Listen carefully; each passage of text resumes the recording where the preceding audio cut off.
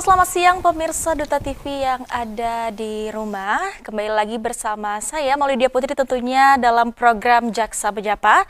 Dan tentunya hari ini kita akan membahas tema yang sangat-sangat hangat di masyarakat, yaitu tentang investasi bodong dan juga judi online. Begitu tentunya kita akan membahasnya pada hari ini bersama dua orang narasumber kita yang telah hadir di studio Duta TV pada hari ini, yaitu saya perkenalkan untuk narasumber kita yang pertama ada Jaksa Fungsional Bidang Intelijen dari Kejaksaan Negeri Tanah Bumbu, yaitu Bapak Hanindyo Budi Danarto SHMH. Selamat datang Bapak.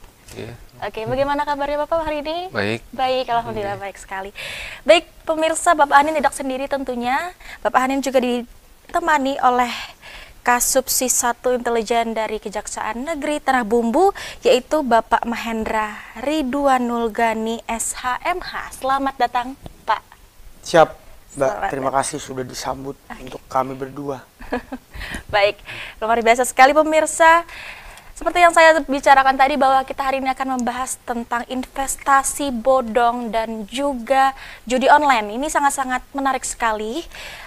Yang pertama kita bahas apa sih sebenarnya urgensinya dari Kejaksaan Negeri Tanah Bumbu begitu, sehingga sangat penting sekali dan peduli begitu untuk membahas tentang investasi bodong ini dan juga judi online begitu. Mungkin Pak Hanin boleh dijelaskan. Iya, memang tema ini sangat penting ya mengenai judi online dan juga investasi bodong ini, karena dalam pengalaman kami sehari-hari kami menangani perkara seperti ini yang kerugian korban itu sampai dengan miliaran.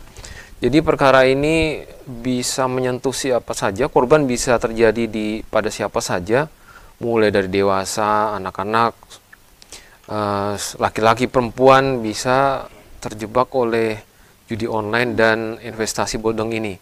Jadi hati-hati karena investasi bodong ini dan judi online ini merupakan predator online. Jadi ketika kita menggunakan jari-jari kita ini untuk akses media digital, itu memang bisa memberikan harapan kepada kita, membuka wawasan, tapi sekaligus juga membawa kita menuju bahaya apabila kita tidak hati-hati. Jadi kita bisa menggunakan jari kita ini bisa memencet sesuatu yang berhasil atau bahkan sesuatu yang membuat celaka. Nah, jadi di situ ini secara faktual terjadi dalam masyarakat.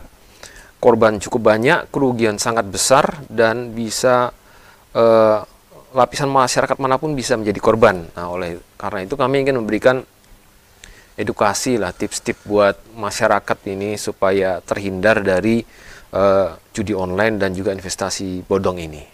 Demikian. Baik, menarik sekali Pak Hanin. Untuk pertama, kita akan membahas mungkin investasi bodong terlebih dahulu begitu. Mungkin teman-teman di rumah, pemirsa Duta TV juga masih ada yang belum tahu apa sih sebenarnya investasi bodong ini. Mungkin boleh yang mau menjawab, Bapak Hanin atau Pak Rigo? Untuk masyarakat setia Duta TV, wah ini warga Kalimantan Selatan yang soleh-solehah berbudaya. Wah, ini kan itemnya Kalsel kan seperti itu ya Mbak ya? Iya. Sebenarnya makna arti dari investasi bodong itu kan terjadi kehilangan atau istilah asingnya itu terjadi loss, tapi diakibatkan bukan karena faktor yang memang menjadi instrumen dalam investasi atau yang dikenal dalam dunia ilmu perekonomian. Tapi hilangnya uang, harta atau benda tersebut diakibatkan karena adanya niat jahat dari pihak yang mengaku atau berusaha memperdaya masyarakat bahwasanya ketika Anda bisa menaruh sebagian, keseluruhan, atau sejumlah uang atau sebuah benda atau beberapa benda di orang tersebut, maka akan menghasilkan keuntungan yang fantastis. Janjinya biasanya seperti itu modusnya. Kalau kita amati secara pakem dari investasi itu sendiri, tentunya keuntungan pun ada pakemnya, Mbak. Ada standarnya. Ada faktorial yang bisa terukur. Itu angka. Ketika kita berbicara investasi berarti kita berbicara tentang angka, menghitung suatu yang pasti. Yaitu sebagai contoh nilai suku bunga. Itu sudah hal yang merupakan pakem dan pasti, teman-teman pemirsa setia Duta TV. Jadi ketika ada sebuah organisasi atau mungkin seseorang menjanjikan keuntungan yang di luar nalar dan mungkin berkali-kali lipat daripada nilai suku bunga yang ditetapkan oleh Bank Indonesia, itu sudah patut dicurigai dan patut memasang perasaan atau prasangka waspada terhadap organisasi atau orang tersebut. Seperti itu, Mbak. Khususnya tentunya seharusnya ya, Mbak ya, masyarakat Kalimantan Selatan ini yang mayoritas beragama Muslim, seharusnya sebetulnya yang menjerumuskan kita ke lingkaran investasi bodong itu kita lupa sama dua ayat pegangan kita. Yang pertama dia Rahman, fabi ayyala rabbikum tukadiban, maka nikmat Tuhan mana lagi yang kau dustakan. Yang kedua, lupa sama surat Al-Insyirah, Mbak. Fa inna ma'al usri yusra, inna ma'al usri yusra. Sesungguhnya bersama kesulitan itu ada kemudahan. Bersama masalah yang datang ke kita sebagai manusia, itu nanti ada solusinya. Nah, dengan upaya dan usaha kita, gitu loh. Nah, lupa akan dua ayat itu otomatis lupa rasa syukur. Lupa rasa syukur, timbul rasa ingin memiliki yang lebih dan lebih. Muncul rasa ingin memiliki yang lebih, muncul lagi ketidakwaspadaan dan kecerobohan.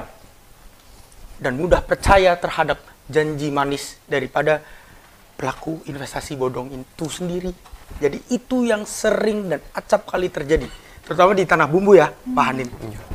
Di tanah bumbu, tindak pidana investasi bodong itu bahkan tidak hanya ditemukan secara online, Mbak. Biasanya kan online nih, orang di telepon nangis-nangis. Di tanah bumbu bernilai miliaran rupiah, investasi bodong dilaksanakan secara langsung bertatap mata. Nah, jadi harus lebih hati-hati lagi nih. Itu definisinya sudah lengkap itu, Mbak ya. Basicnya ada, keilmuannya ada. Diharapkan lebih paham lagi nih, investasi bodong itu apa sih? Nah, mungkin untuk modus-modusnya dan bagaimana salah satu kasus posisinya, selaku rekan kerja saya yang lebih senior dan tentunya lebih dulu, Pak Hanin mungkin bisa menjelaskan, Pak Hanin.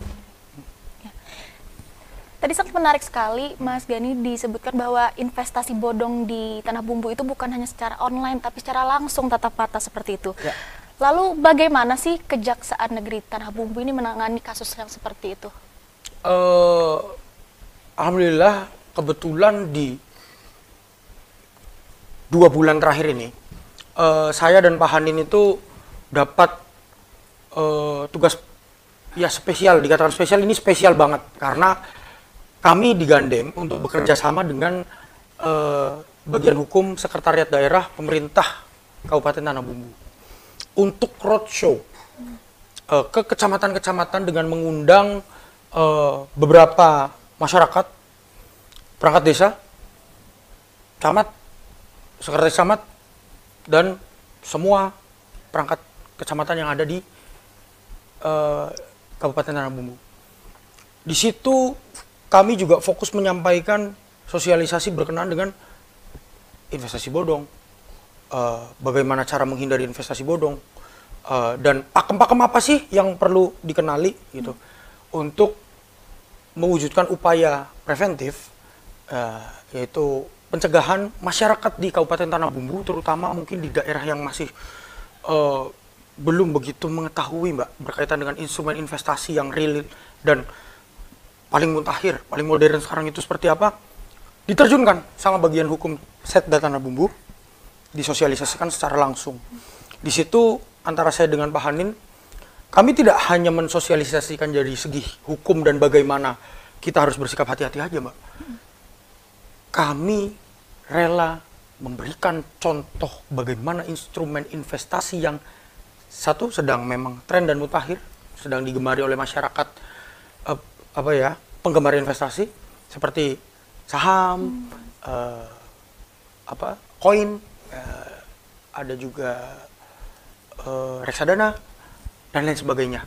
Yang mungkin masyarakat yang sudah diketahui lebih dulu kan taunya deposit gitu ya Mbak ya, naruh uang di bank biar berbunga, naruhnya banyak-banyak. Oh ternyata banyak ya instrumen investasi lain. Nah dari situlah kami tidak mengiklankan produk tertentu, cuman di situ mereka terbuka wawasannya. Oh iya ternyata caranya berinvestasi itu seperti itu. Ada ukurannya, ada kepastiannya. Nggak boleh kita rakus. Nah itu sih Mbak upayanya. Kalau untuk upaya penindakannya ya tergantung dari berapa banyak laporan yang masuk ke rekan-rekan penyidik. Ya. Kurang lebih seperti itu sih Mbak. Baik, luar biasa sekali. Sangat menarik sekali pembahasan kita mengenai investasi bodong kali ini.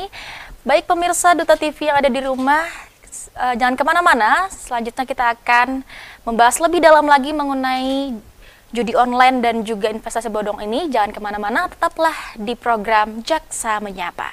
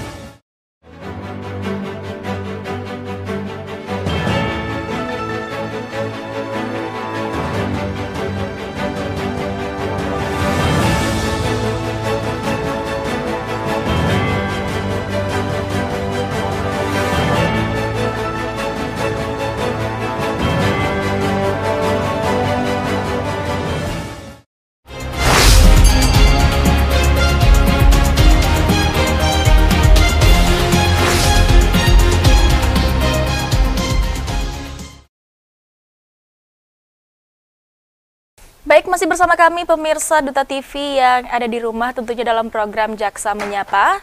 Kali ini kita akan lebih lanjut lagi membahas tentang tema kita pada hari ini yaitu investasi bodong dan juga judi online. Ini sangat menarik sekali, khususnya di daerah Tanah Bumbu begitu. Kasus-kasus yang sudah terjadi atau yang sudah Bapak-bapak di sini tangani begitu di Kejaksaan Negeri Tanah Bumbu apa saja seperti itu? Mungkin boleh diceritakan, Pak Hanin. Kalau saya memang pernah menangani yang pertama itu mengenai arisan bodong.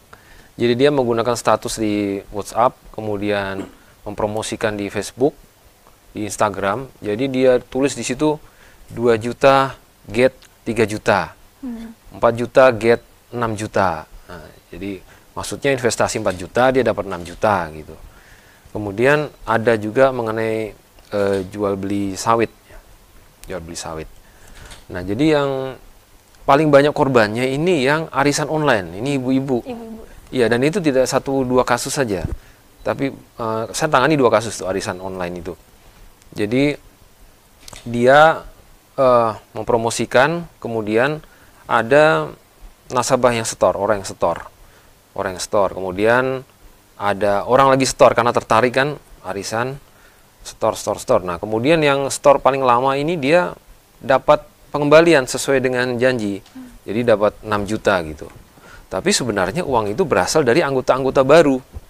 Nah anggota-anggota baru dan uang ini tidak diusahakan apa gitu, itu cuma ditampung saja, kemudian berikan sebagian sebagai untung untuk promosi, kemudian yang selebihnya ini dilarikan. Nah, dilarikan gitu. Jadi ini hanya modus saja mengumpulkan uang dari masyarakat, memberikan keuntungan sedikit sebagai testimoni, kemudian dia larikan uangnya. Nah, kalau mengenai bisnis sekitaran sawit ini, ada orang yang menjanjikan bahwa ayo ke saya, investasi dengan saya akan pakai di usaha sawit gitu. Oh, kemudian banyak tuh yang tertarik menyetor sekian juta. Nah, akan tapi ternyata bisnis sawit yang diomongkan ini tidak ada. Jadi dia tidak bisnis sawit, dia tidak punya usaha apa-apa. Ya cuma dia berbohong dengan mengatakan uang kalian akan saya pakai di jual beli sawit. Ya ternyata tidak ada, dia tidak punya usaha sawit seperti itu. Nah, jadi itu praktek yang terjadi dan kebanyakan korbannya adalah ibu-ibu. Banyakan ibu-ibu, sampai belasan orang, kemudian kerugian bisa sampai miliaran, ratusan juta sampai miliaran. Nah, dan itu tidak kembali masalahnya. Ya mungkin tadi sudah disebutkan kasus-kasus yang terjadi di Tanah Bumbu seperti ada arisan dan juga ada tadi investasi sawit begitu ya yang menghasilkan kerugian begitu banyak seperti itu. Lalu bagaimana langkah penegakan hukumnya, Mas Rigo? Kalau penegakan hukum dalam sektor investasi bodong, terutama di Tanah Bumbu sendiri, kebetulan di Tanah Bumbu sendiri yang ditangani berkaitan dengan perkara investasi bodong itu sifat investasinya tidak serumit seperti aplikasi investasi bodong yang mereka memang niat sekali sampai buat aplikasi. Kalau di Android mungkin APK-nya, dan biasanya aplikasi investasi bodong ini nggak bisa dia melantai di bursanya App Store punya Apple karena dia nggak screening Apple Test Flight. Nah, itu beta programnya Apple. Dia nggak lolos. Tapi kalau Android easy, dia gampang banget aplikasi itu masuk. Cuman perkara yang ditangani di Tanah Bumbu itu investasi bodong, sifatnya luring atau sifatnya langsung, tatap muka, tatap mata. Tapi kerugiannya Mbak, ngeri, fantastis. Tadi dipahanin ada investasi bodong di arisan online dan di kelapa sawit. Nah, itu sudah ditindak pahanin dengan tuntutan yang maksimal. Nah, biasanya investasi bodong ini terhadap pelakunya diterapkan pada pasal 372 KUHP atau pasal 378 KUHP. Wah, apa nih? 372 itu terkait dengan penggelapan. Kalau 378 terkait dengan penipuan, Mbak. Jadi, pasti jaksa kurang lebihnya memasang dua pasal tersebut, tapi berkaitan dengan bentuknya selera masing-masing jaksa. Kan ada yang bentuknya mungkin dan yang bentuknya atau ada yang bentuknya subsidiar, primer subsidiar. Itu tergantung nanti hasil dari penelitian berkasnya seperti apa dan layak diterapkan yang bagaimana untuk pasal-pasal sangkaannya. Tapi kurang lebihnya berkutat di pasal itu. Kalau penegakan hukum yang saya tangani sendiri, yang paling terakhir sekali saya tangani itu ada di bulan Agustus. Itu berkaitan dengan investasi batubara. Nah, jadi ini hati-hati nih terhadap pemirsa setia Duta TV yang bergerak di bidang batubara ini. Kurang lebih Mbak, kalau saya nih kata orang Banjar nih bekesah. Nah, bekesah lawan buhan tambang nih. Ada buhan Tapin, buhan Satuwi, buhan Angsana. Ya, salam sehat selalu teman-teman yang ditambang ya. Semangat terus kerjanya, duitnya tambah banyak, amin. Nih bekesanya ada Mbak, udah DP uang, batunya hilang. Ada yang DP uang dijanjikan batunya garnya tinggi. Ternyata waktu didatangi belum jadi batu, masih kubangan air. Nah, apakah itu termasuk investasi bodong? Pak Rigo, Pak Hanin, itu termasuk Mbak. Dikatakan investasi bodong adalah ketika seperti yang awal saya sampaikan tadi, bergesernya materi, uang, atau benda dengan jumlah keseluruhan, sebagian, sedikit, kecil, banyak, itu ke orang lain dengan tujuan meraih keuntungan. Nah, itu Mbak terutama, meraih keuntungannya itu. Nah, saya yakin orang beli batu bara itu Mbak, nggak mungkin untuk dikoleksi dong, satu tongkang kan nggak mungkin. Pasti dijual lagi. Tujuannya kan untuk kayak istilahnya berbisnis. Ketika berbisnis terjadi cycle of money atau perputaran uang. Nah, disitulah mulai bekerja tuh Mbak, banyak tuh. Ada prinsip ekonomi, ada prinsip hukum, ada business judgment rule atau prinsip-prinsip berbisnis yang baik gitu dan lain sebagainya. Tapi kalau untuk penindakan di tanah bumbu, mengingat kerugian yang dialami oleh para korban begitu tinggi hingga menyentuh angka miliar, untuk hukumannya Mbak, ya pasti mendekati maksimal, bahkan maksimal. Itu sih Mbak. Baik, yang kita tahu bahwa banyak seperti yang Mas Rigu tadi bilang bahwa banyak orang yang tergiur dengan keuntungan yang instan seperti itu. Namun akhirnya berujung pada kerugian yang sangat besar. Lah, lalu bagaimana masyarakat ini mengetahui ciri-ciri investasi ini bodong atau benar gitu? Mungkin ada tips dari Mas Rigo atau Pak Hanin, boleh? Kalau memang kita harus bersifat skeptis ya dan teliti mengenai setiap investasi yang ditawarkan kepada kita. Jadi kita jangan terburu-buru percaya suatu investasi ini akan menghasilkan keuntungan yang konstan, stabil buat kita. Jadi kita harus mengecek ini suatu investasi ini salah satunya dengan OJK. Melalui OJK kita harus mengecek apakah investasi ini terdaftar di OJK atau tidak. Nah, jadi mengapa OJK? Karena OJK ini sudah melakukan pemeriksaan terhadap legalitas badan usahanya. Apa bentuk perusahaannya? Ada atau tidak? Fiktif atau tidak? Kemudian OJK ini juga memeriksa metode bisnisnya. Gimana perusahaan ini menjalankan bisnisnya? Dari mana keuntungan yang didapat? Apakah melalui usahanya secara real atau keuntungannya itu dari peserta-peserta baru. Nah, kalau keuntungan dari peserta-peserta baru ini kemungkinan dia adalah skema Ponzi, jadi bakalan ditolak. Nah, kemudian OJK juga memeriksa masalah fit and proper testnya untuk para pegawai di investasi ini, orang yang bekerja di lembaga investasi ini. Apakah dia pernah dihukum karena kasus penipuan atau apa? Jadi dia diperiksa orang-orangnya. Nah, kemudian yang diperiksa itu yang keempat itu adalah sistemnya, IT-nya, tata kelolanya. Bagaimana perusahaan ini mengelola dana nasabah? Apakah dana nasabah ini dicampur dengan operasional perusahaan atau dipisah? Nah, yang benar tuh dipisah. Jadi operasional perusahaan tidak menggunakan dana nasabah. Nah, jadi di pemisahan dana ini. Jadi kemudian bagaimana sistem IT-nya? Apakah sistem IT-nya aman dari pembobolan dana nasabah atau tidak? Nah, jadi OJK mengecek semuanya, keseluruhan dari perizinannya, kemudian metode bisnisnya, kemudian orang-orangnya yang melaksanakan perusahaan ini, kemudian sistemnya diuji semua. Jadi ibaratnya OJK ini sebagai BPOM-nya investasi lah. Obat kan kita cek dulu nih, terdaftar di BPOM enggak. Begitu juga dengan investasi ini kita harus cek dulu. Dia terdaftar di OJK atau tidak. Karena OJK sudah melakukan peran penting untuk menseleksi investasi yang ada di dalam masyarakat ini. Jadi kalau tidak terdaftar di OJK ya jangan. Jadi itu tips dari Bapak ya, mungkinnya harus bagi masyarakat yang ingin melakukan investasi, baiknya itu harus mencek ke OJK terlebih dahulu seperti itu ya Pak ya. Baik pemirsa Duta TV yang ada di rumah, sangat menarik sekali tadi kita telah bahas mengenai investasi bodong.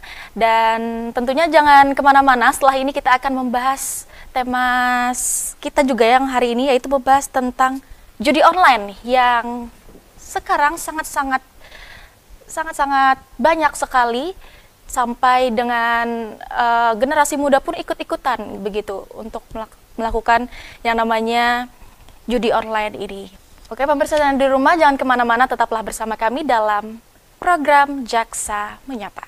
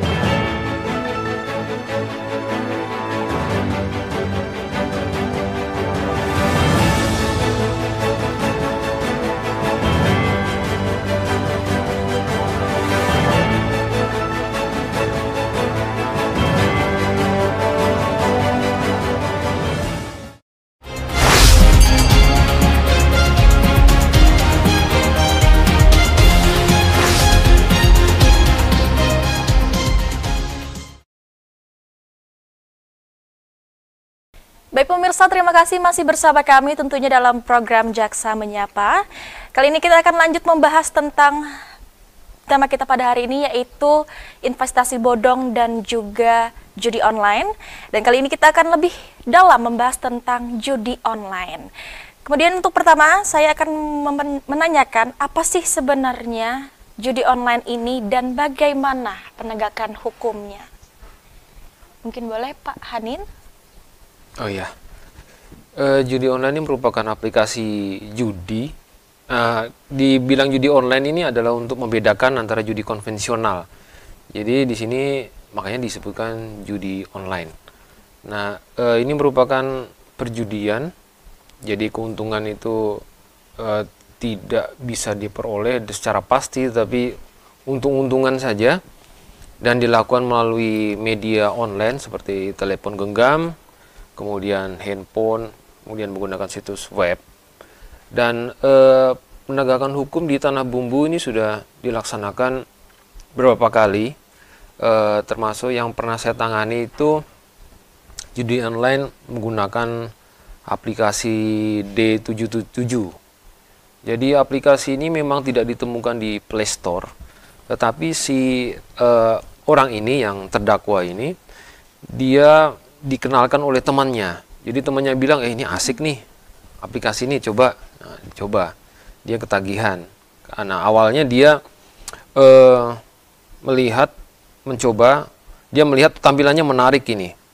Tampilannya menarik, kemudian ada deposit, ada withdraw. Nah, dia mulai deposit, mulai mencoba. Tapi pada suatu waktu dia tertangkap karena ada kepolisian yang melihat bahwa dia sedang memainkan judi online ini. Ketangkap, kemudian diproses secara hukum. Dan akhirnya dipidana. Jadi ketika saya tanya, gimana waktu melakukan itu? Banyak untungnya atau ruginya? Banyak ruginya, Pak, katanya begitu. Tapi dia tetap mau bermain terus. Jadi sehingga akhirnya ditangkap oleh kepolisian. Jadi memang judi online ini penangannya ditangani secara serius dan sudah banyak kasus yang diselesaikan, dipidana bagi mereka yang ini pengguna judi online ini. Baik, kalau di Tanah Bumbu sendiri kasus-kasus yang telah ditemukan oleh Kejaksaan Negeri Tanah Bumbu ini apa saja? Kurang lebihnya masyarakat ini bermain seperti metode spin ya. Di judi online itu spin itu kayak kita geser ada berapa bar sih, itu 4-5 bar kah, terus digeser pokoknya biar match semua itu. Kemudian juga ada yang main dengan metode poker online. Jadi dia main poker tapi secara online. Ada yang main kartu remi. Permainannya macam-macam ya. Kalau remi itu kan ada capsa, ada remi murni, ada lain-lain gitu kan. Kemudian juga kalau untuk yang paling sering ditemukan dan gampang merasuk ke jiwa anak-anak, ke psikis anak-anak, karena bagaimanapun tuh Mbak dan pemirsa setia Duta TV, kemudahan dalam mengakses prinsip penerimaan dari anak-anak remaja itu selain tampilan yang menarik adalah kemudahan dalam mengaksesnya atau menjangkaunya. Yang sering banget ditemukan itu yang metode spin. Yang seperti ya kalau di time zone tuh mungkin ya yang muter gitu ya. Terus nanti match. Sama ada yang juga kalau tidak salah saya pernah lihat itu menerbangkan manusia terbang kan, roket kah itu juga ada. Saya kurang tahu mengapa di psikis orang-orang yang terjangkit judi online ini sangat begitu adiktif pada awalnya. Apa sih yang buat adiksi gitu? Jadi ini buat pemirsa setia Duta TV, sebelum ditindak secara hukum, mendapatkan hadiah gratis dari pemerintah berupa menginap gratis di Hotel Prodeo beserta makanan prasmanannya. Better ditangani dulu secara mandiri. Jadi biasanya penanganan secara mandiri ini dengan mengisi waktu luang dengan kegiatan yang lebih positif. At least punya hobi. Nah, amunnya pian-pian seberataan nih warga Banua yang santun solehnan solehane biasanya apa katuju aja lawan maunjun ya kalau maunjun aja paman acil daripada berjudi online tuh kada baik ya itu mbak kurangnya kegiatan terus apa ya karena kurangnya kegiatan itu timbul rasa adiksi karena tertarik dia sudah diberi menang dulu kan di awal padahal ketika sudah masuk ke permainan ketiga keempat dia mulai loss tapi itu tidak disadari dikarenakan apa psikis yang sudah mulai terganggu. Nah psikis terganggu itu sudah mulai adiksi terhadap satu hal perlu didistraksi dirusak gitu mbak krak ketika didistraksi selesai pasti bisa lepas lah mau perlahan cepat itu tergantung pribadi masing-masing kurang lebih itu sih mbak yang kami selaku jaksa di Kejaksaan Negeri Tanah Bumbu sering temui di jalanan maupun sering ditemui dalam perkara-perkara pidana yang memang naik ke tahap penuntutan.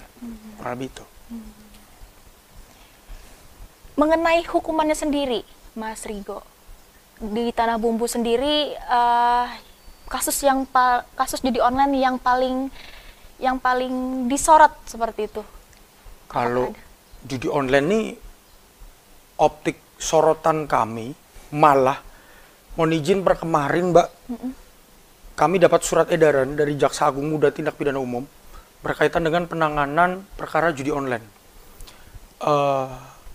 fokus terhadap penegakan hukumnya kami sudah diberikan salah satu klausula dalam surat edarannya itu bahwa sebagai jaksa penuntut umum yang menangani perkara pidana di daerah diharapkan tidak hanya menindak bagi pemain yang dalam skala kecil atau yang mungkin ya masang receh-receh mbak. Tapi penegak hukum di daerah wajib berorientasi kepada pemain judi online dalam skala besar. Dalam konteks ini bandar, subbandar maupun bandar lepas. Maksudnya begini mbak, biasanya bandar utamanya ini mereka berada di lokus yang tidak ada di Indonesia. Mereka di Vietnam, mereka di Thailand, mereka di Myanmar. Mereka membuat server yang sifatnya lokal Indonesia dan bisa di remote access. Di wilayah Indonesia mereka menanam beberapa orang untuk menjadi adminnya. Nah, baik admin secara langsung di depan komputer maupun lewat selebgram di TikTok dan Instagram. Nah, setelah itu baru tuh mulai berdatangan pemain-pemainnya. Kurang lebihnya seperti itu. Nah, jadi orientasi kami nih per Senin kemarin terhadap penanganan judi online lebih diseriuskan lagi kejaksaan terhadap perkara judi online yang menyangkut ke pemain-pemain dalam skala besar. Kalau untuk di Tanah Bumbu sendiri yang sangat disorot permainan judi online tidak ada mbak, karena fenomenanya merata. Dari Sabang sampai Merauke pasti ada fenomena orang bermain judi online. Kalau kata orang Jawa, orang Apak nih terutama, enteng sawah, enteng bebek. Nah, enteng sawah, enteng bebek ini apa? Hartanya habis semua, Mbak. Nggak punya apa-apa. Keluar itu nggak pakai pakaian sama sekali dari rumah. Rumahnya dijual. Sudah. Istrinya pergi, anak-anaknya pergi, meninggalkan dia. Karena kecanduan judi online itu. Itu fenomenanya merata. Jadi, tidak disorot pada satu perkara tertentu. Terutama di Kabupaten Tanah Bumbu, tapi fenomena ini sudah meluas dari Sabang sampai Merauke, sehingga sorotannya bersifat nasional. Nah, oleh karena itu, atas terjadinya fenomena tersebut, Jaksa Agung Muda Tindak Pidana Umum mengeluarkan surat edaran kepada para jaksa penuntut umum selaku penegak hukum untuk lebih berfokus lagi ke akar masalahnya. Siapa akar masalahnya? Ya pemain-pemain besarnya, bandar utamanya, bandar remote-nya, dan bandar lepasnya. Itu yang memang sedang kami konsentrasikan penuh per minggu kemarin. Kurang lebih itu sih. Mengenai banyak sekali sekarang orang menggunakan atau memainkan judi online ini. Sebenarnya apa sih alasan seseorang seperti itu? Ini tertarik bermain judi online menurut Mas Rigo? Kalau menurut saya pribadi, alasan tertarik orang bermain judi online itu sebetulnya kompleks ya, Mbak. Dalam arti kompleks seperti ini. Tentunya dalam kehidupan atau menjalani kehidupan sehari-hari kita tidak akan pernah terlepas dari yang namanya kebutuhan. Baik kebutuhan primer, sekunder, maupun tersier. Kadang ada orang yang salah mispersepsi terhadap kemelekatan dirinya terhadap jenis-jenis atau sifat-sifat kebutuhan, 3 jenis kebutuhan tadi yang saya sebutkan. Di mana sebetulnya level taraf hidup mereka masih berada pada kewajiban memenuhi kebutuhan primer, tapi termakan gengsi. Berlomba-lomba untuk menjadi lebih daripada yang lain. Akhirnya timbul pemaksaan dalam pengeluaran ekonominya. Seharusnya kamar pemenuhan ekonominya hanya di kebutuhan primer, dia sudah berani menyentuh untuk membelanjakan juga kamar perekonomiannya itu ke kamar kebutuhan sekunder. Disitulah terjadi yang namanya kekurangan materi atau finansial. Di situ finansialnya berkurang, menurun, menipis. Otomatis kan terkait ekonomi paling fundamental dan mempengaruhi psikis daripada seseorang. Ketika sudah terkena psikisnya, pasti yang namanya manusia ingin suatu hal yang cepat, instan, tidak repot, tidak lelah, tidak capek-capek berpikir, gitu. Nah, oleh karena itu dipilihlah biasanya jalan judi online. Nah, kurang lebih seperti itu, Mbak, yang terjadi. Fenomenanya basic, dasarnya bukan tertarik, ya memang tertarik itu menarik secara tampilan. Oh tidak, sebetulnya faktornya luas sekali. Terutama yang paling fundamental adalah masalah mismanagement kebutuhan dan pengklasifikasian kebutuhan dalam keadaan sosial yang sesungguhnya. Itu, Mbak, yang paling basicnya di situ. Baik pemirsa, kita akan membahas tentang judi online lebih lanjut lagi. Setelah jeda, kami akan kembali. Tetaplah bersama kami dalam program Jaksa Menyapa.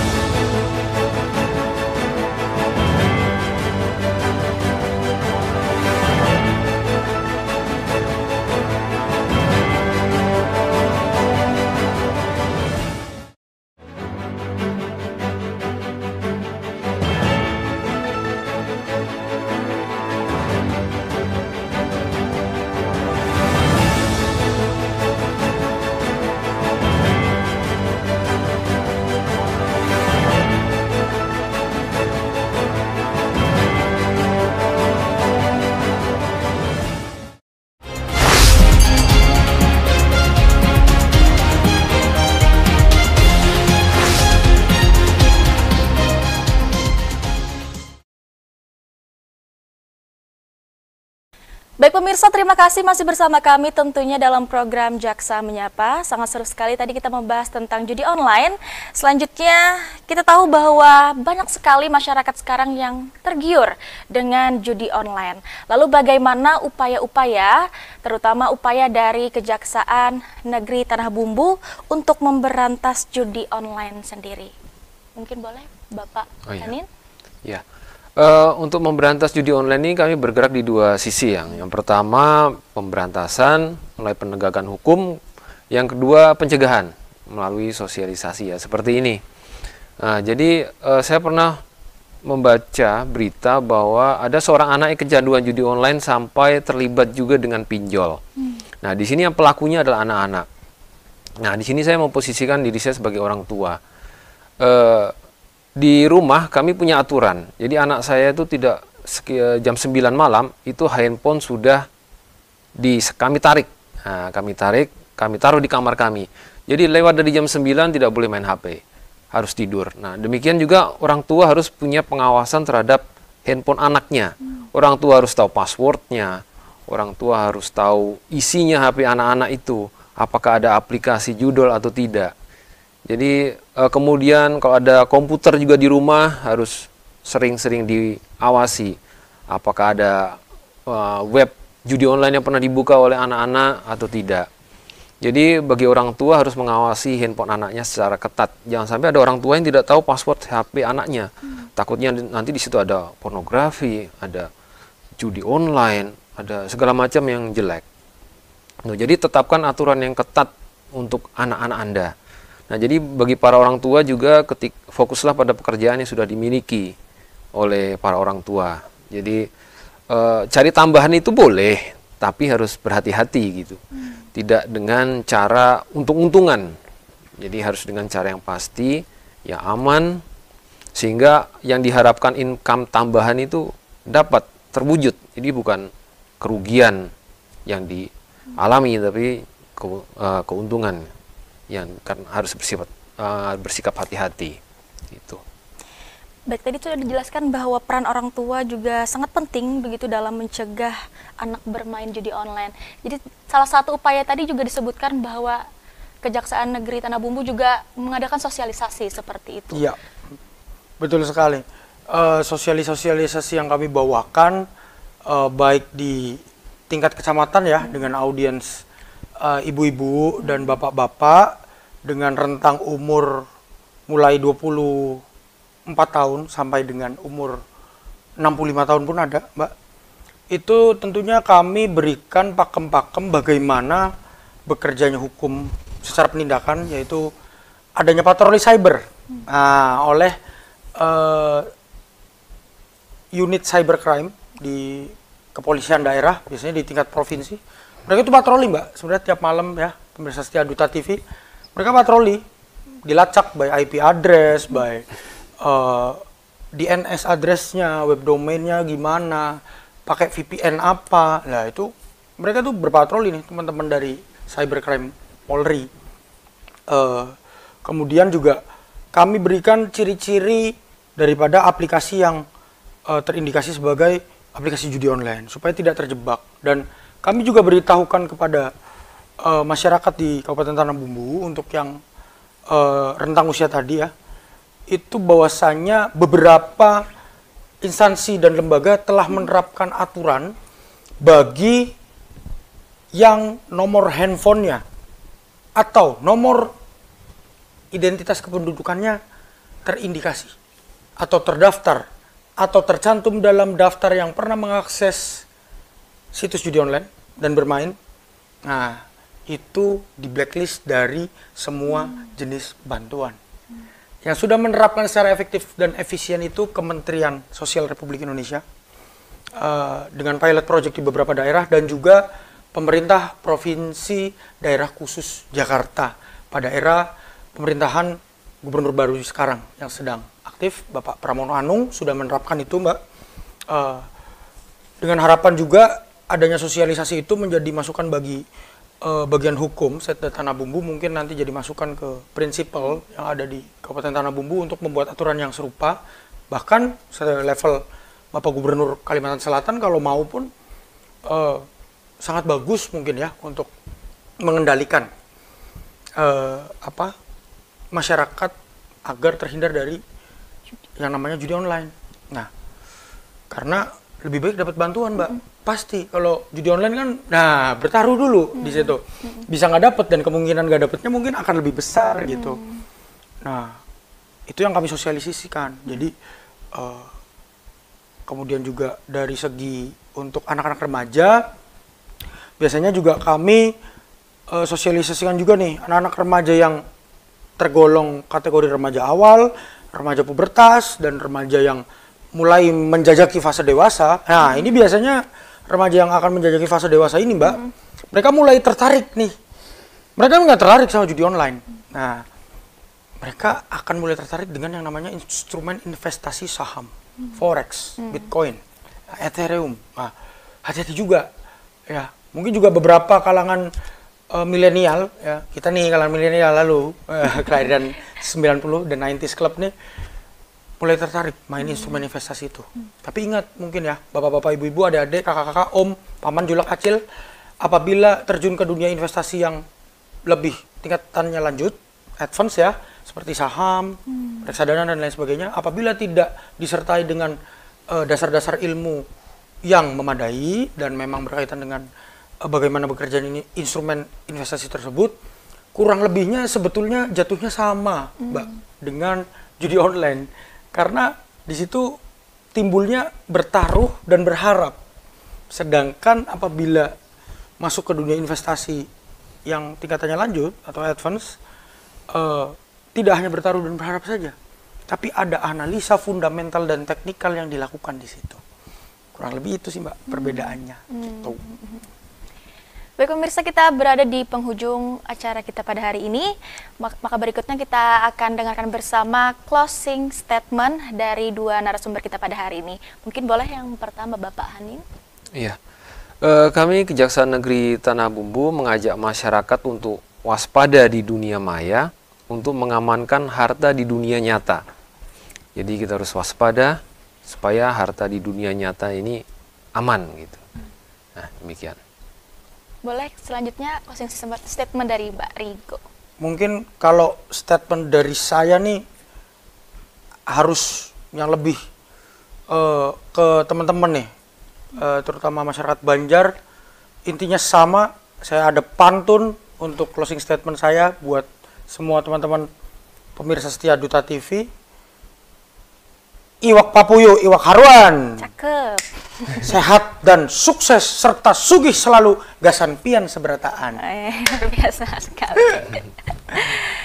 Baik pemirsa, luar biasa pertemuan dan perbincangan kita pada hari ini, itu membahas tentang investasi bodong dan juga judi online.